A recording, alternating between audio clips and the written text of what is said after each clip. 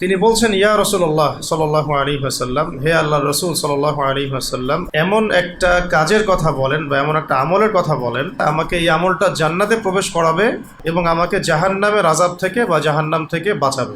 খুব সুন্দর প্রশ্ন। তো একটা প্রশ্নের মধ্যেই সব কিছুর সমাধান। তখন ক্বালা রাসূলুল্লাহ সাল্লাল্লাহু আলাইহি ওয়াসাল্লাম, তখন রাসূল সাল্লাল্লাহু আলাইহি ওয়াসাল্লাম বললেন, লাকাদ সাআলতানি আন আযীম, আমাকে তো তুমি একটা বিশাল বিষয় সম্পর্কে জিজ্ঞাসা করেছো। আমাকে তুমি এইমাত্র একটা মহান একটা বিষয় সম্পর্কে জিজ্ঞাসা করেছো, বড় একটা বিষয় জিজ্ঞাসা করেছো। মানে এটাই তো সব কথার এক কথা, কি করলে জান্নাতে যাব আর কি করলে জাহান্নাম থেকে বাঁচব। তুমি একটা বিশাল প্রশ্ন করেছো, বড় প্রশ্ন করেছো।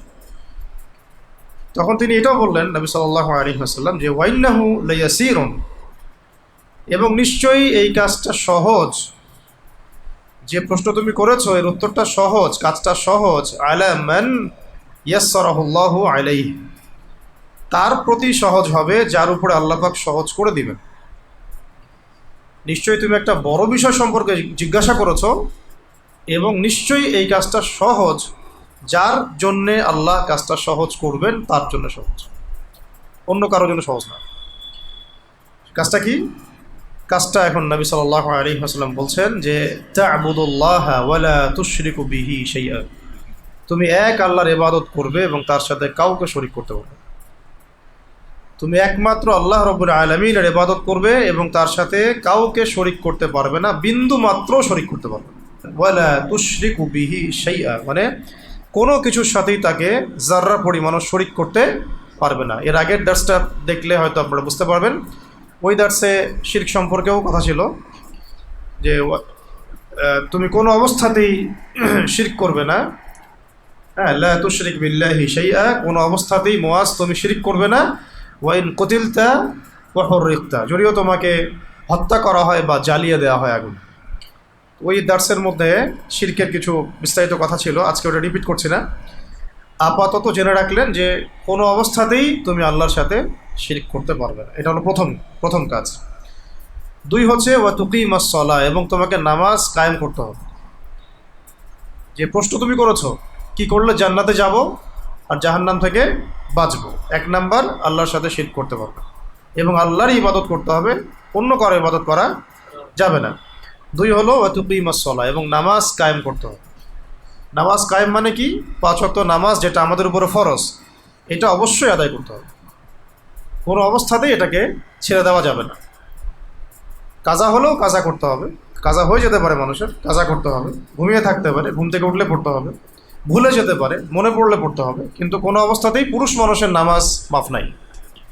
যুদ্ধের মাঠেও নামাজের ছাড় নাই, যুদ্ধের মাঠেও নামাজ আদায় করতে হয়।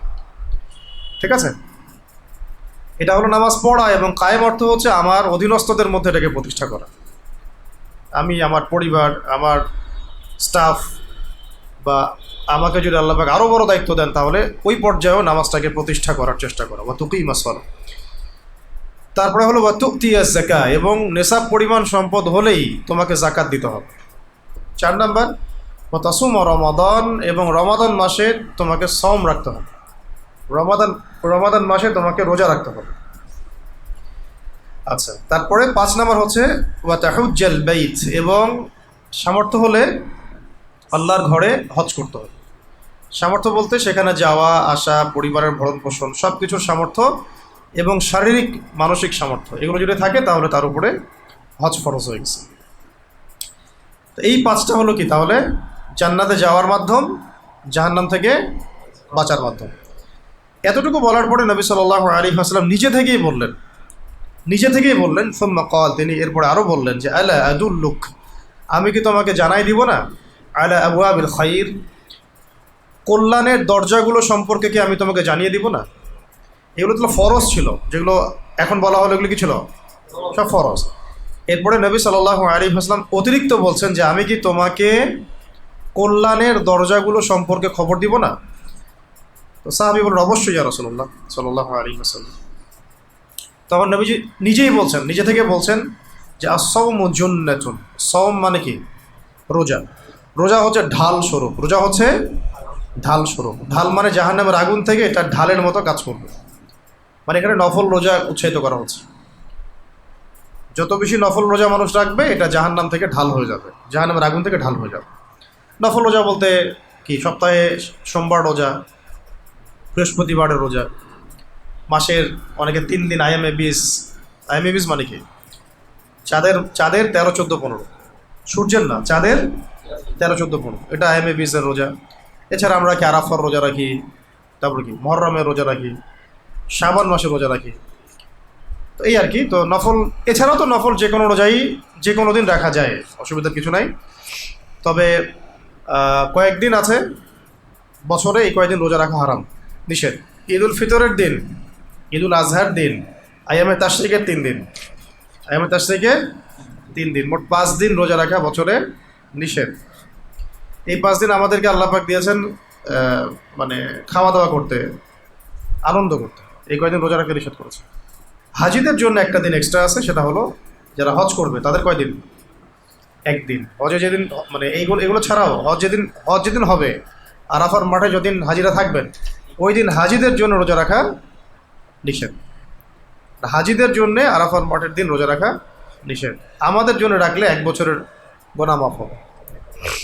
ঠিক আছে, তো এখানে নফল রোজার কথা বলা হচ্ছে যে আসসাউমু জুন্নাতুন, সিয়াম বা রোজা হচ্ছে জাহান্নামের আগুন থেকে ঢাল স্বরূপ, নফল। এরপরে 2 নম্বর বলা হচ্ছে আস-সাদাকাতু, এটা খুব ইম্পর্টেন্ট, আস-সাদাকাতু তুতফিউল খতিআ। সাদাকা, নফল দান সৎকা, নফল দান সৎকা গুনাহগুলোকে মিটিয়ে দেয়, গুনাহগুলোকে মিটিয়ে দেয়। কীভাবে? কামা ইউতফিউল মাউন নার, যেভাবে পানি আগুনকে মিটিয়ে দেয়। আর কোনো জায়গায় আগুন লাগছে, পানি ঢাললাম, কী হবে? নিভে যাবে যেভাবে, এইভাবে নফল দান সৎকার মধ্য দিয়ে আমাদের গোপন বা প্রকাশ্য যে গুনাহগুলো আছে এগুলো এভাবে মিটে যায়। তারপরে 3 নম্বর নফল আমল, এটাকে নফল আমল বলে দেওয়া হচ্ছে, নফল রোজা, নফল সাদাকা। এরপরে বলে দেওয়া হচ্ছে ওয়াসসালাতুর রাজুলি মিন জাওফিল লাইল, রাতের গহীনে, অন্ধকারে, গভীরে যে নামাজ পড়া হয়, কোনো ব্যক্তি রাতের অন্ধকারে নির্জনের নামাজ, মানে কোন নামাজ? তাহাজ্জুদের নামাজ। এই নামাজটা আমাদের জন্য খুবই ফজিলতপূর্ণ, যেটা হচ্ছে আবওয়াবুল খায়র, মানে কল্যাণের দরজাগুলোর মধ্যে একটা। এরপরে নবী সাল্লাল্লাহু আলাইহি ওয়াসাল্লাম ওই আয়াতটা তেলাওয়াত করলেন, সুম্মা তালা সূরা আলিফ লাম মিম সিজদা, একটা আয়াত আছে তাহাজ্জুদের নামাজ সম্পর্কে, তাতাজাফা জুনুবুহুম আনিল মাদাজি'i ইয়াদউনা রাব্বাহুম খাওফান ওয়া তামআ ওয়া মিম্মা রাযাকনাহুম ইউনফিকুন। এই আয়াতটা, 2টা আয়াত তিনি তেলাওয়াত করলেন, সূরা আলিফ লাম মিম সিজদার আয়াত, এই যে তাতাজাফা জুনুবুহুম আনিল মাদাজি'i ইয়াদউনা রাব্বাহুম খাওফান ওয়া তামআ ওয়া মিম্মা রাযাকনাহুম ইউনফিকুন فلا تعلم نفس ما أخفي لهم من قرة أعين جزاء بما كانوا يعملون। সূরা আলিফ লাম মিম সিজদার মধ্যে 16 এবং 17 নম্বর আয়াতে তাহাজ্জুদের নামাজের ফজিলত সম্পর্কে বর্ণনা করা হয়েছে। এখানে আল্লাহ পাক বলেছেন যে আল্লাহ পাকের এমন কিছু বান্দা আছে, খাস বান্দা আছে, যারা কি করে, রাতের বেলা বিছানা ত্যাগ করে, মানে ঘুম থেকে উঠে আরামের বিছানা ত্যাগ করে এবং তাদের প্রভুর সামনে আশা নিয়ে দাঁড়ায় এবং ভয় নিয়েও দাঁড়ায়। আশা এবং ভয়ের মাঝামাঝি একটা অনুভূতি নিয়ে দাঁড়ায়, এবং আমি তাদেরকে যে রিজিক দিয়েছি সেই রিজিক থেকে তারা আল্লাহর পথে ব্যয় করে। কেউ জানে না, কোনো চোখ জানে না বা কোনো সত্তা জানে না যে তাদের জন্য কি চোখ জুড়ানো নিয়ামত আল্লাহ পাক রেখেছেন। মানে জান্নাতের কথা বলা হচ্ছে যে ফালা তা'লামু নাফসুম মা উখফিয়া লাহুম মিন কুররাতি আ'য়ুন জাযাআন বিমা কানু ইয়ামালুন। তারা যে এই যে তাহাজ্জুদ গোজার বান্দা ছিল, তাদের এই পরহেজগারিতার কারণে আল্লাহ পাক তাদের জন্য কি নিয়ামত রেখেছেন তা কোনো চোখও জানে না, কল্পনা করতে পারে। তো এই আয়াত দুটোর মধ্য দিয়ে বেসিক্যালি বোঝানো হয়েছে যে তাহাজ্জুদের নামাজের কি ফজিলত। ওই আয়াতটা নবী সাল্লাল্লাহু আলাইহি ওয়াসাল্লাম এখানে এই হাদিসের শব্দ ব্যবহার করার পরেই তেলাওয়াত করেছেন। ওয়াসসালাতুর রাজুলি মিন জাওফিল লাইল, রাতের বেলা কোনো ব্যক্তির নীরবের নামাজ, নির্জনের নামাজ, তাহাজ্জুদের নামাজ, এইটা হলো আবওয়াবুল খায়র বা কল্যাণের দরজাগুলোর একটা। এরপরে তিনি আরও কিছু কথা বলেছেন নবী সাল্লাল্লাহু আলাইহি ওয়াসাল্লাম। তাহলে আমরা পেলাম যে প্রথমে মুয়াজ বিন জাবাল রাদিয়াল্লাহু আনহু যখন জিজ্ঞাসা করেছিলেন যে আমাকে এমন একটা কাজের কথা বলেন যেটা করলে আল্লাহ পাক আমাকে জান্নাতে প্রবেশ করাবেন এবং জাহান্নাম থেকে বাঁচাবেন, তখন কয়টা কথা বলা হয়েছে? 5টা। 1 নাম্বার হলো তাওহীদ, মানে তাওহীদে থাকতে হবে, আল্লাহর ইবাদত করবে, আল্লাহর সাথে কাউকে শরীক করতে পারবে না। 2 নাম্বার হলো সালাত কায়েম করা, 3 নাম্বার যাকাত আদায় করা বা প্রদান করা, 4 নাম্বার রমাদান মাসে সওম রাখা এবং 5 নাম্বার বাইতুল্লাহে হজ করা। এটা হলো ফরজ। এরপরে নবী সাল্লাল্লাহু আলাইহি ওয়াসাল্লাম আরও 3টা স্পেশাল নফল আমলের কথা বলেছেন, যেটাকে বলেছেন আবু আবুল খাইর বা কল্যাণের দরজা। তার মধ্যে প্রথমটা হচ্ছে কি নফল সওম, রোজা রাখা, যেটা হলো জাহান্নামের আগুন থেকে কি ঢাল স্বরূপ। একটা হলো সাদাকা, নফল দান সদকা, যেটা গুনাহকে এমনভাবে মিটিয়ে দিবে যেভাবে পানি আগুনকে মিটিয়ে দেয়। একটা হলো রাতের বেলা তাহাজ্জুদের নামাজ, যেটার ফলশ্রুতিতে এমন নিয়ামত আল্লাহ পাক তাকে দিবেন যা কোনো চোখও দেখে নাই, কোনো অন্তর কল্পনা পড়ে নাই। এরপরে নবী সাল্লাল্লাহু আলাইহি ওয়াসাল্লাম আরও বলছেন যে সুম্মা ক্বালা, এরপরে তিনি আরও বললেন যে আলা আদুল্লুকা বিরাসিল আমরি কুল্লিহ, আমি কি মুআজ তোমাকে সমস্ত কাজের চূড়া সম্পর্কে জানাই দিব না? যত ভালো কাজ আছে এর সমস্ত কাজের চূড়া সম্পর্কে জানাই দিব না? ওয়া আমুদিহি ওয়া যিরওয়াতি সানামিহ, এবং আমি কি তোমাকে সমস্ত কাজের মাথা, চূড়া বা উচ্চ শিখর সম্পর্কে আমি কি তোমাকে জানাবো কিনা? তখন তিনি বলছেন যে কুলতু বেলা ইয়া রাসূলুল্লাহ, অবশ্যই আমাকে বলেন হে আল্লাহর রাসূল সাল্লাল্লাহু আলাইহি ওয়াসাল্লাম। তখন নবী সাল্লাল্লাহু আলাইহি ওয়াসাল্লাম বলছেন, হে মুআজ শোনো,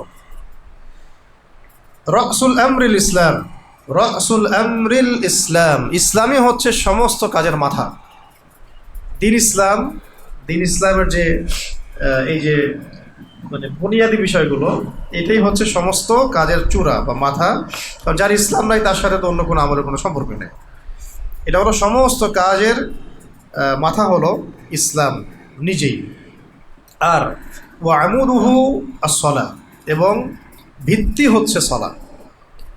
ইসলামের ভিত্তিটা কি? দ্বীনের ভিত্তি হচ্ছে কি? সালাত। আমরা ছিলাম এখানে যে সুম্মা ক্বাল, এরপরে নবী সাল্লাল্লাহু আলাইহি ওয়াসাল্লাম বললেন আলা আদুল্লুকা বিরাসিল আমরি কুল্লিহি, আমি কি হে মুআজ তোমাকে সব কাজের মাথা সম্পর্কে জানিয়ে দিব কিনা বা চূড়া সম্পর্কে জানাবো কিনা? এবং ওয়া আমুদিহি ওয়া যিরওয়াতি সানামিহ, এবং আমি কি তোমাকে উচ্চ শিখর সম্পর্কে জানাবো, এবং আমি কি তোমাকে স্তম্ভ সম্পর্কে জানাবো? 3টা শব্দ আর কি, সব কাজের মাথা বা চূড়া, সব কাজের স্তম্ভ এবং সব কাজের সর্বোচ্চ শিখর। মানে শব্দগুলো একটু কাছাকাছি কিন্তু আলাদা আলাদা আমল আছে আর কি, উদ্দেশ্য ইরাদা কিন্তু আলাদা আলাদা। তো তিনি বলছেন যে বেলা ইয়া রাসূলুল্লাহ, আমাকে অবশ্যই বলেন হে আল্লাহর রাসূল সাল্লাল্লাহু আলাইহি ওয়াসাল্লাম। তখন তিনি বলছেন ক্বাল রাসুল আমরিল ইসলাম, ইসলাম হচ্ছে সমস্ত আমর বা কাজের একদম মাথা। যার সাথে ইসলামের সম্পর্ক নেই তার সাথে আমলের কোনো আর সম্পর্ক নেই। মানে যে ইসলাম থেকে বের হয়ে গেছে তার আমল দেওয়ার কোনো কাজ নেই। একটা লেকচারে বলছিলাম না আমরা যে ইসলাম থেকে বের হয়ে যায় মানুষ কোন কোন কাজগুলো করলে, 10টা কাজ করলে, ওটা দেখে নিন, অনলাইনে আছে। আচ্ছা, এছাড়াও আপনারা জানতে চাইলে আকিদা তাহাভিয়া বইটা পড়বেন, আল আকিদাতুত তাহাভিয়া, এই বইটা পড়লেও জানবেন যে ইসলাম থেকে মানুষ কী কী কাজ করলে আসলে বের হয়ে যায় এবং কী কী কাজ করলে ইসলাম টিকে থাকে। আচ্ছা, আর ওয়া আমুদুহুস সালাহ, এবং এর ভিত্তি হচ্ছে, সব কাজের ভিত্তি হচ্ছে, স্তম্ভ হচ্ছে নামাজ। নামাজ নাই তার মানে ইসলামের সাথে তার কোনো সম্পর্ক নেই। ইসলাম নাই তার মানে কোনো আমলের সাথে তার কোনো সম্পর্ক নেই, ওই ইসলামই ছুটে গেছে, আমল দিয়ে কোনো কাজ নাই। আর যার সলাৎ নাই তার সাথে ইসলামের কোনো সম্পর্ক নেই, যার নামাজ নাই তার সাথে ইসলামের কোনো সম্পর্ক নেই। ওয়া যিরওয়াতু সানামি, এবং সবচেয়ে উঁচু স্তরের শিখর, মানে এমন একটা লেভেল, আমলের এমন একটা লেভেল যার উপরে কোনো আমল নাই। আমলের এমন একটা লেভেল যার উপরে কোনো আমল নাই, সেটা হচ্ছে আল জিহাদ। সেটা কি? আল জিহাদ। এখানে 3টা কথা আসলো যে নবী সাল্লাল্লাহু আলাইহি ওয়াসাল্লাম বললেন যে আমি কি তোমাকে সব কাজের মাথা সম্পর্কে জানাবো কি না, সেটা হলো কি ইসলাম। যার ইসলাম নাই তার সাথে কোনো আমলের কোনো সম্পর্ক নাই। 2 নম্বর হচ্ছে ও আমুদুহুস সালাহ, এটা হলো স্তম্ভ। আমলের মধ্যে ইসলামের স্তম্ভ কোনটা? নামাজ। নামাজ নাই, ইসলামের সাথে কোনো সম্পর্ক নাই।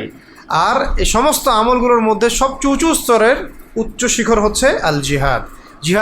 জিহাদের চেয়ে বড় কোনো আমল নাই। এই হলো বিষয়। সুম্মা ক্বাল, এরপরে তিনি আরও বললেন, নিজে থেকেই বলছেন যে আলা উখবিরুকা বিমালাকি যালিকা কুল্লিহ, আমি কি তোমাকে এই সমস্ত আমল যত কিছু বললাম, প্রথমে কি বললাম? জাহান্নাম থেকে বাঁচা, জান্নাতে প্রবেশ করা, তারপরে নফল আমল 3টা, তারপরে আবার এই যে 3টা স্পেশাল বিষয় বলে দিলাম, এগুলোর স্থায়িত্ব কিভাবে হবে এটা সম্পর্কে জানাবো কিনা? আরও গুরুত্বপূর্ণ বিষয় যে আমল তো করলা, সব ঠিক আছে, এখন স্থায়ী হবে কিনা এগুলা, এটা সাস্টেইন করবে কিনা, এটা সম্পর্কে আমি কি তোমাকে জানাবো কিনা। তিনি বলছেন বেলা ইয়া রাসূলুল্লাহ, অবশ্যই বলেন হে আল্লাহর রাসূল সাল্লাল্লাহু আলাইহি ওয়াসাল্লাম। ভালো করে শুনেন। তারপরে নবী সাল্লাল্লাহু আলাইহি ওয়াসাল্লাম বলেন ফাআখাযা বিলিসানিহি, এরপর তিনি তার জিহ্বাটাকে বের করে এইভাবে ধরলেন। ফাআখাযা বিলিসানিহি মানে জিহ্বাটা বের করে এইভাবে ধরলেন নবী সাল্লাল্লাহু আলাইহি ওয়াসাল্লাম।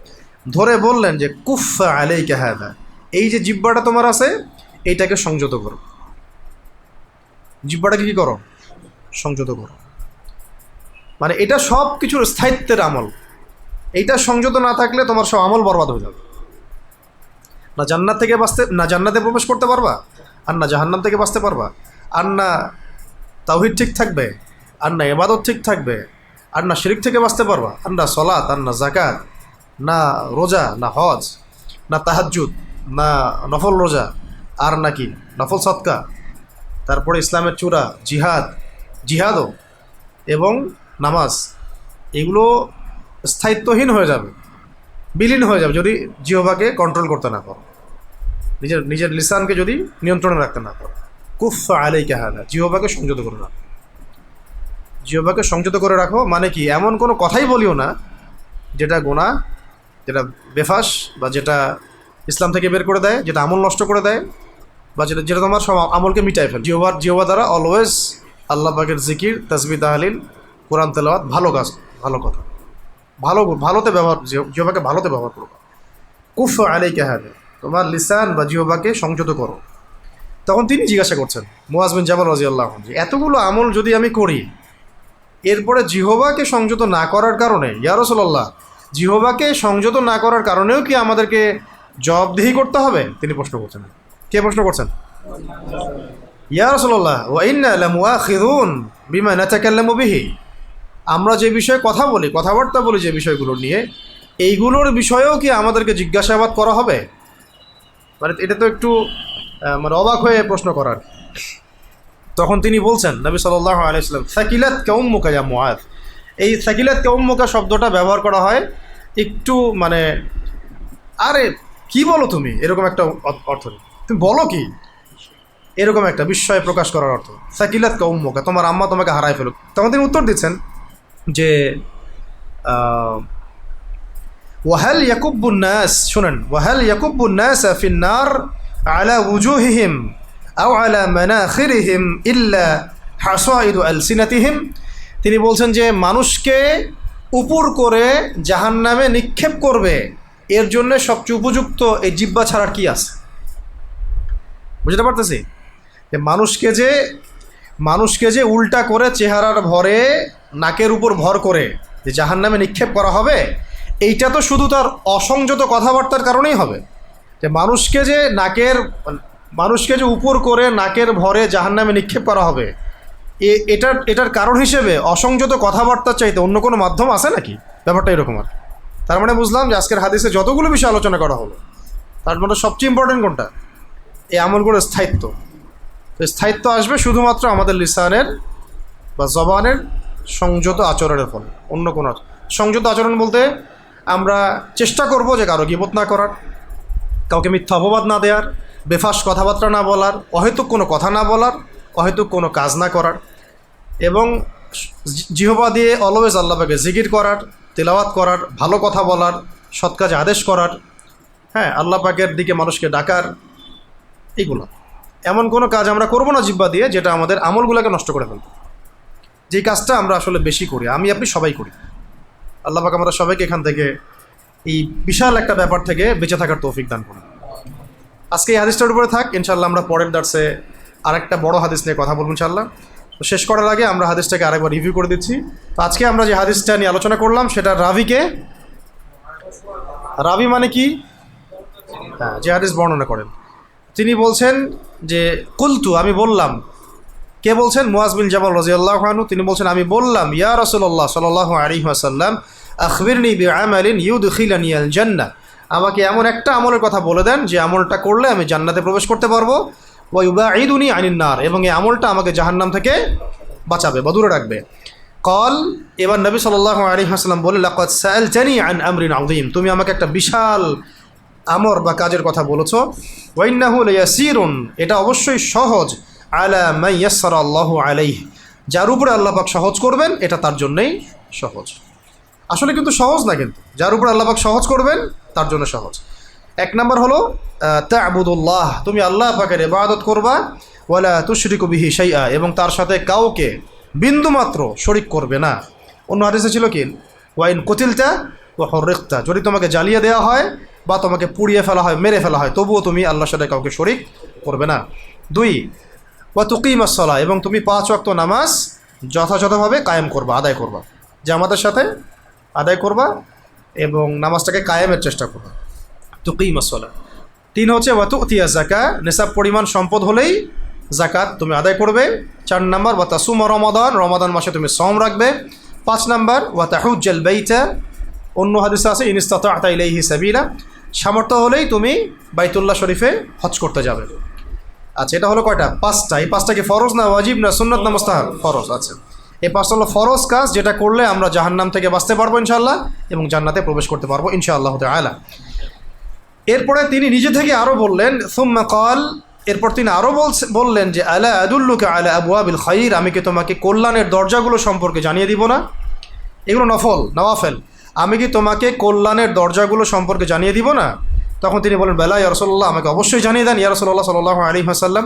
তিনি বলছেন যে আস-সাওমু জুন্নাতুন, নফল সওম যেগুলো আছে এই সওমগুলো হচ্ছে জুন্না, মানে ঢাল, জাহান্নাম থেকে তোমাকে বাঁচাবে। 2 হচ্ছে আস-সাদাকাতু তুতফিউল খাতিআতা কামা ইউতফিউল মাউন নার, অর্থাৎ সাদাকা বা দান সদকা হচ্ছে এমন একটা কাজ যার মধ্য দিয়ে আমাদের গুনাহগুলোকে আল্লাহ পাক মিটিয়ে দিবেন, যেইভাবে পানি দিয়ে আগুনকে মিটিয়ে দেওয়া হয়। এটা 2। 3 নম্বর হচ্ছে ওয়াসসালাতুর রাজুলি মিন জাওফিল লাইল, রাতের বেলা কোনো ব্যক্তির গোপন নামাজ মানে তাহাজ্জুদের নামাজ, এটা হলো এমন একটা আমল যে আমলের ফলশ্রুতিতে আল্লাহ রাব্বুল আলামিন আমাদেরকে এমন নিয়ামত দিবেন জান্নাতে, যা কোনো চোখও দেখে নাই, কোনো কান শুনে নাই, কোনো হৃদয় কল্পনা করে নাই। এর দলিল হিসেবে নবী সাল্লাল্লাহু আলাইহি ওয়াসাল্লাম সূরা আলিফ লাম মিম সিজদার 16 এবং 17 নম্বর আয়াত তেলাওয়াত করেছিলেন। তার নফল কয়টা পেলাম? 3টা। 1 নম্বর হচ্ছে নফল রোজা, নফল নামাজ মানে তাহাজ্জুদ এবং নফল সাদাকা। নফল রোজা, নফল সাদাকা, নফল নামাজ মানে তাহাজ্জুদ। ফরজ পাইলাম কয়টা? 5টা, নফল পেলাম 3টা, মোট 8টা আমল পেয়ে গেলাম আমরা জাহান্নাম থেকে বাঁচার জন্য, জান্নাতে প্রবেশ করার জন্য। আল্লাহ পাক সবাইকে করার তৌফিক দান করেন। এইটুকু বলার পরে নবী সাল্লাল্লাহু আলাইহি ওয়াসাল্লাম আরও বললেন যে আলা আদুল্লুকা, আমি কি তোমাকে আরও জানিয়ে দিব না, বিরাসিল আমরি কুল্লি, সমস্ত কাজের চূড়া সম্পর্কে, এবং ওয়া আমুদিহি, এবং স্তম্ভ সম্পর্কে, ওয়া যিরওয়াতি সানামিহ, এবং কি সম্পর্কে? উচ্চ শিখর সম্পর্কে, কাছাকাছি অর্থ আর কি। আমি কি তোমাকে এই সবগুলো আমলের একদম সর্বোচ্চ চূড়া, উচ্চ শিখর, স্তম্ভ এগুলো সম্পর্কে জানিয়ে দিব না?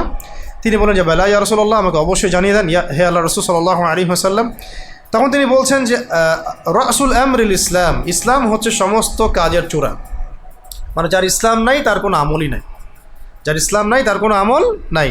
ও আমুদুহুস সালাহ, এবং সব আমলের স্তম্ভ হচ্ছে নামাজ, যার নামাজ নাই তার ইসলাম নাই, যার নামাজ নাই তার ইসলাম নাই। এবং ওয়াজিরওয়াতু সালামিহি হচ্ছে আল জিহাদ ফি সাবিলিল্লাহ, সমস্ত আমলের উচ্চ শিখর হচ্ছে জিহাদ ফি সাবিলিল্লাহ, এর চেয়ে উঁচু স্তরের কোনো আমল নাই। হ্যাঁ, একটা আছে, কোনটা? জিলহজ মাসের প্রথম দশকের নেক আমলের চাইতে অন্য কোনো নেক আমল আল্লাহ পাকের কাছে প্রিয় নয়, এমনকি আল্লাহর পথে জিহাদও নয়। তবে সেই ব্যক্তির কথা ভিন্ন যে তার জানমাল নিয়ে বের হয়ে গেছে, জিহাদ করতে করতে শহীদ হয়ে গেছে, আর কখনো ফিরে আসে নাই, সেই ব্যক্তির কথা আলাদা। এছাড়া জিলহজের প্রথম দশকের চেয়ে উত্তম নেক আমল কিন্তু আর হয় না, ঠিক আছে? তো এখানে বলা হচ্ছে সমস্ত আমলের উচ্চ শিখর হচ্ছে জিহাদ ফি সাবিলিল্লাহ। এইটুকু বলার পরে তিনি আরও বলছেন যে আমি কি তোমাকে এই সমস্ত আমলের স্থায়িত্ব সম্পর্কে জানাই দিব কিনা?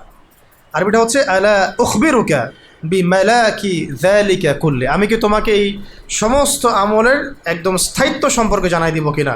কুলতু বালা ইয়া রাসূলুল্লাহ, আমি বললাম যে হে অবশ্যই জানান হে আল্লাহর রাসূল সাল্লাল্লাহু আলাইহি ওয়াসাল্লাম। তখন ফাআখাযা বিলিসানিহি, এরপর তিনি তার জিহ্বাটাকে ধরলেন, ধরে বললেন যে কুফা আলাইকা হাদা, এই জিহ্বাটাকে তুমি সংযত রাখবা, কারণ এই জিহ্বাটাকে সংযত রাখবা। তো কারণ বলার আগেই তিনি বলছেন মুআজ বিন জাবাল রাদিয়াল্লাহু আনহু, ওয়া ইন্না লামুআখিযুনা বিমা নাতাকাল্লামু বিহি, যে বিষয়ে আমরা কথা বলি সেই বিষয়কে আমাদেরকে জিজ্ঞাসাবাদ করা হবে। তখন তিনি বললেন, সাকিলাতকা উম্মুকা ইয়া মুআজ, তোমার মা তোমাকে হারায় ফেলো কে মুআজ, তুমি বলছো কি বলো তুমি? বিস্ময় প্রকাশ করে বললেন, ওয়াহাল ইয়াকুব্বুন নাসা ফিন নার আলা ওয়ুজুহিহিম আও আলা মানাখিরিহিম ইল্লা হাসাইদু আলসিনাতিহিম, কোনো মানুষকে উপর করে নাকের ভরে জাহান্নামে নিক্ষেপ করা হবে, এর কারণ হিসেবে মানুষের জিহবা ছাড়া, মানুষের জিহবার অসংযত কথাবার্তা ছাড়া অন্য কি মাধ্যম হতে পারে, অন্য আর কি হতে পারে? মানে মানুষের জিহবার অসংযত কথাবার্তা ছাড়া মানুষকে উপর করে নাকের ভরে জাহান্নামে নিক্ষেপ করা হবে, এর অন্য কি আর মাধ্যম হতে পারে? বুঝতে পারছি কথা? আরবিটা একটু কঠিন, এই জন্য একটু বাংলা অনুবাদ করতে কষ্ট হলো। তো আল্লাহ পাক আমাদের সবাইকে সমস্ত ফরজ আমলগুলো করার তৌফিক দান করেন যেগুলো হাদিসে বলা হয়েছে। একটা হলো তাওহীদ, ইবাদত, শিরক থেকে বেঁচে থাকা, সালাত, যাকাত, সিয়াম এবং হজ ইনশাআল্লাহ। 2 নাম্বার হলো আমাদেরকে আল্লাহ পাক যেন নফল যে 3টা আমল এখানে বলা হলো এগুলো নিয়মিত করার তৌফিক দান করেন। একটা হলো কি? নফল রোজা, নফল সাদাকা এবং কি তাহাজ্জুদের নামাজ। এবং এই আমলগুলো যে আমরা করব এগুলোর সর্বোচ্চ চূড়া ইসলামকে ঠিক রাখার তৌফিক দান করেন, আমিন। এবং ইসলামকে ঠিক রাখতে হলে সালাতের কোনো বিকল্প নাই, ফরজ নামাজের। এবং আমাদের সবার মধ্যে আল্লাহর রাস্তায় জানমাল ব্যয় করে জিহাদ করার তাড়না প্রেরণা এগুলো থাকতে হবে। এগুলো আল্লাহ পাক আমাদের সবাইকে ধারণ করার তৌফিক দান করেন, আমিন।